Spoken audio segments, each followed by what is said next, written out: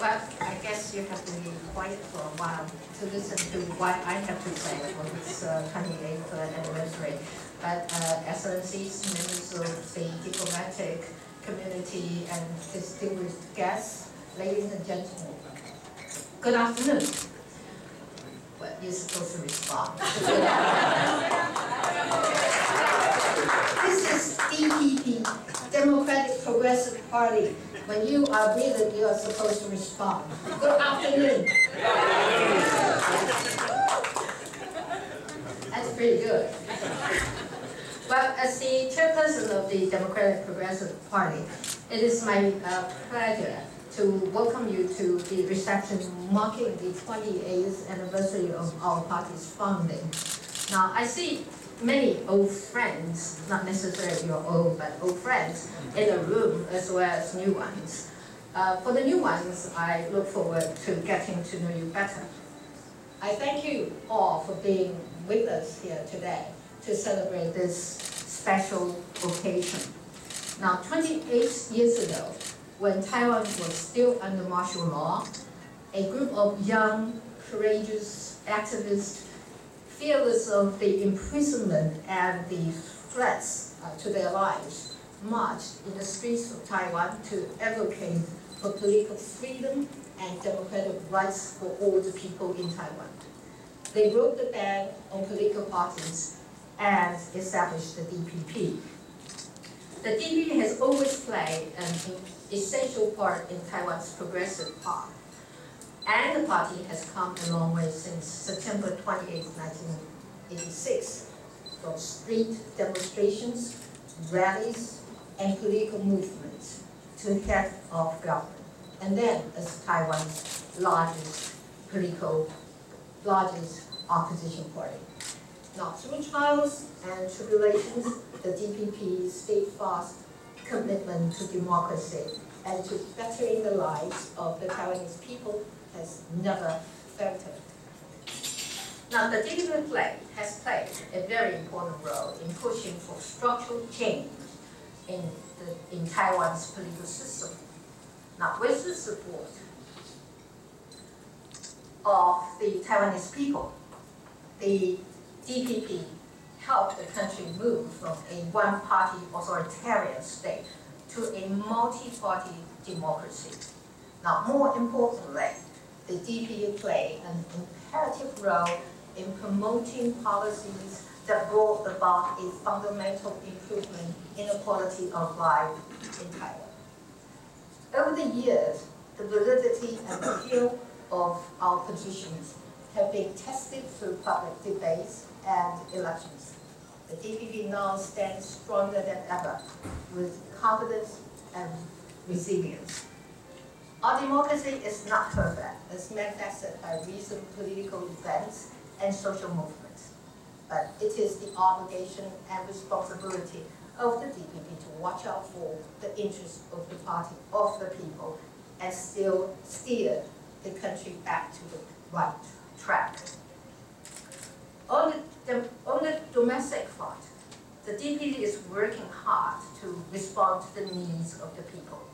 We seek to address their concerns regarding their jobs, food security, food safety, affordable housing, sustainable energy, and the availability of social services. Now, our party stands for true social justice, so that the Taiwanese people can have fair, equal, and free opportunities to pursue their dreams.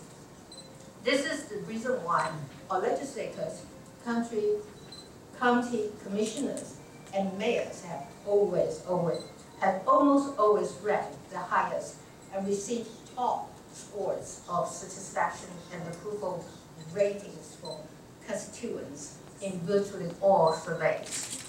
Furthermore, we're keenly aware that the export-reliant economic growth model of the 1960s, followed by the information and communication technology-driven and OEM models that fueled Taiwan's economy in the past decades, are no longer sufficient to meet our country's needs.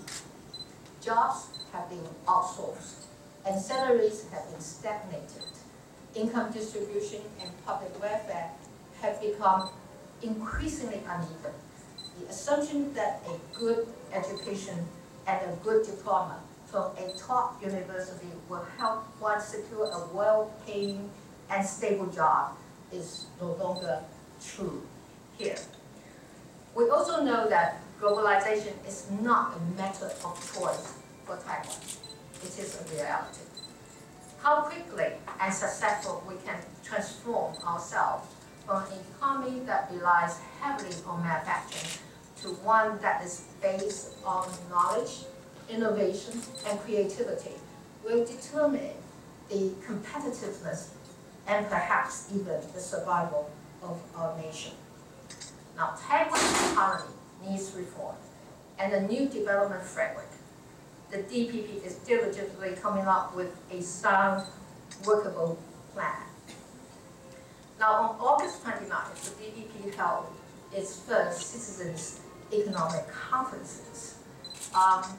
And the intention of this exercise is to involve the public in our decision-making process so that the policies that we have come up with would address the concerns and needs of the public.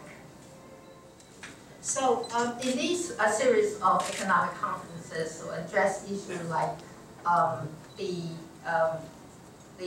local economies, including how are we going to restructure our agriculture sector to make it competitive and in a more open and globalized market.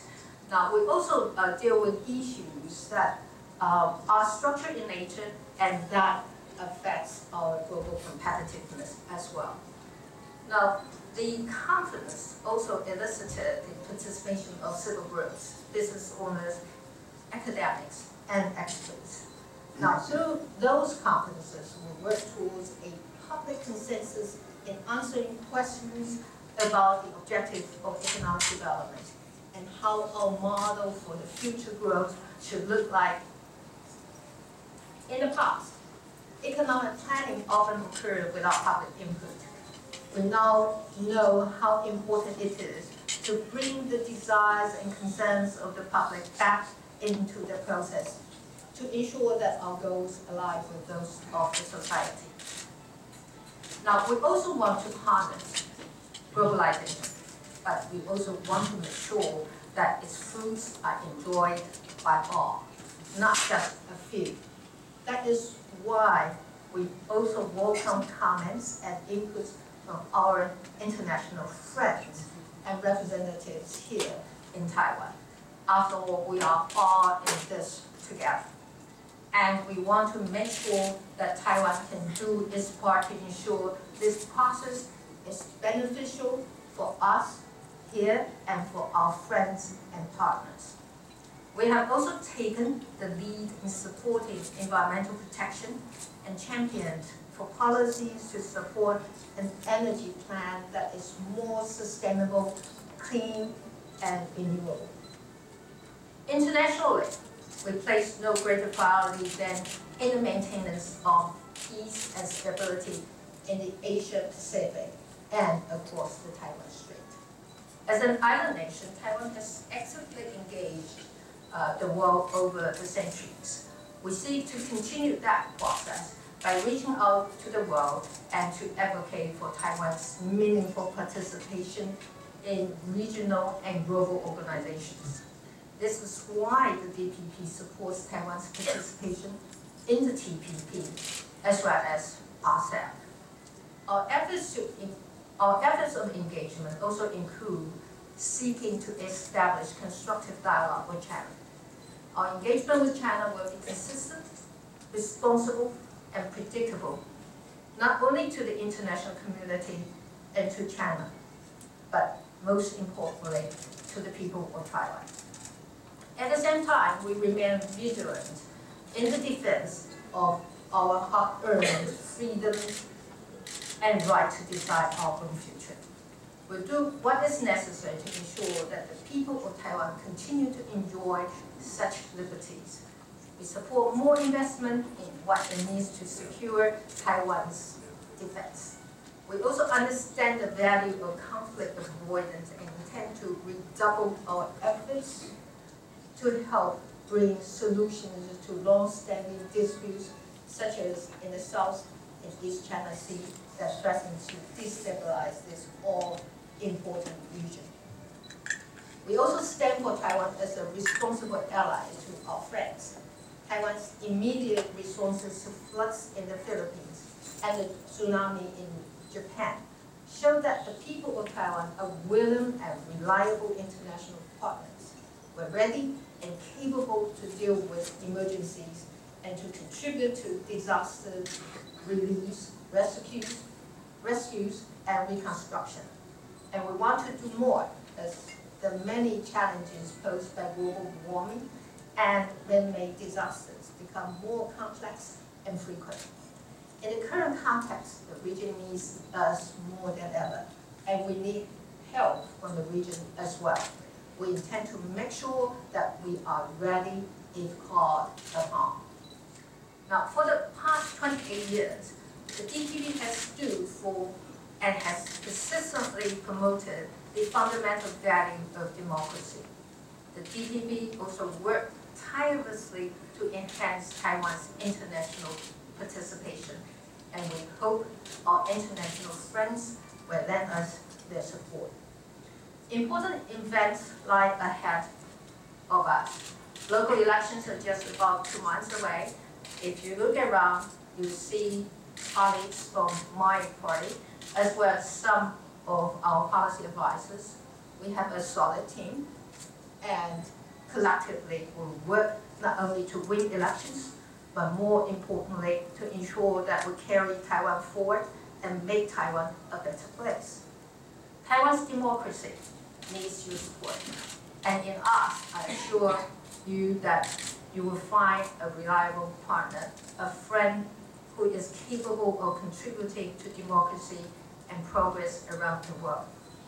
Now, without further ado, I thank you all for joining us today to witness the DPP's transformation and growth and to celebrate our 28th anniversary. So, I'd like to propose a toast. Have you got your wine or drinks? Right, so to friendship and democracy.